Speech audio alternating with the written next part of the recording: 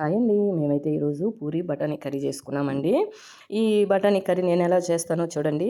మనం ఏంటంటే నేను పచ్చి బఠానీలు వేయలేదండి. ఇవి రాత్రంతా నానబెట్టి ఇది ముందు కర్రీ చేసే ముందు ఇది ఉడకబెట్టుకుంటానండి. అంటే కర్రీలో ఇవి ఉడకవు సరిగా. పచ్చి బఠానీలు అయితే ఉడకతాయండి, ఇవి ఉడకవు కాబట్టి ఈ కర్రీకి కావాల్సింది ఏంటంటే 4 పచ్చిమిరపకాయలు, ఎర్రగడ్డలు, అల్లం తెల్లగడ్డ, గరం మసాలా, బిర్యానీ మసాలా, ఇంకా మనము టమాటాలు ఏంటంటే పేస్ట్ లాగా అంటే మిక్సీకి వేసుకున్నానండి.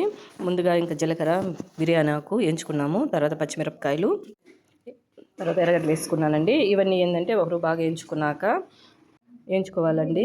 ఇప్పుడు మనం ఏంటంటే గరం మసాలా, ఈ బిర్యానీ మసాలా ఏంటంటే నేను ఇంట్లోనే పౌడర్ చేసి పెట్టుకుంటానండి. గరం మసాలా ఏంటంటే ఇంతకుముందు వీడియో కూడా పెట్టున్నాను మీకు.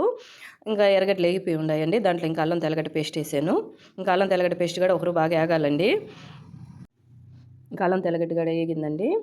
ఇప్పుడు ఇంకా మిరప్పొడి నేను మామూలుగా అయితే 2 స్పూన్లు సరిపోద్దండి. మాకు ఒక కారంగా ఉండాలని నేను 3 స్పూన్లు దాకా వేసానండి. ఇంకా పసుపు వేసుకోవాలా. ఆ పసుపు కారం ఏంటంటే ఒకరు వేయించుకున్నాక ఇంకా గరం మసాలా అండి. ఇది ధనియాలు అనేది ఎక్కువ వేస్తుంటాను కాబట్టి ఇంకా ధనియాల పొడి వేయనండి. ఇంకా దాన్నే 2 స్పూన్లు దాకా వేసాను. ఇదేంటంటే బిర్యానీ మసాలా అండి, బిర్యానీ కోసం చేసి పెట్టుకుంటాను. ఇదేంటంటే ఈ కర్రీకి మనకు పన్నీర్ కర్రీకి వేసుకుంటాను. ఇవన్నీ వేయించుకున్నాక ఆ తర్వాత టమాటా పేస్ట్ వేసేయాలండి. ఇంకా టమాటా పేస్ట్ కూడా వేసినాక బాగా కలిపెట్టుకోవాలి బాగా. తర్వాత ఉప్పు వేసుకున్నాను. ఇంకా ఉప్పు అవన్నీ వేసుకున్నాక కూడా అట్లా ఇటు కలిపెట్టుకున్నామండి. ఇంకా తర్వాత మనం ఉడకబెట్టుకున్న బఠానాలు ఉన్నాయి కదండి, దాంట్లోని వాటర్ కూడా ఉంది. ఆ బఠానాలు అన్నీ పోసుకున్నాను. తర్వాత బాగా కలిపెట్టుకొని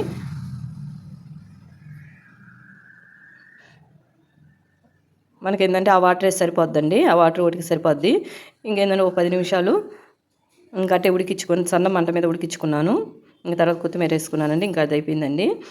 ఇంకా పూరీకి ఇంకా అన్నీ రెడీ అయి ఉన్నాయండి. పూరీ కూడా చేసేసుకున్నాము. ఇంకా పూరీ కర్రీ రెడీ అయ్యింది.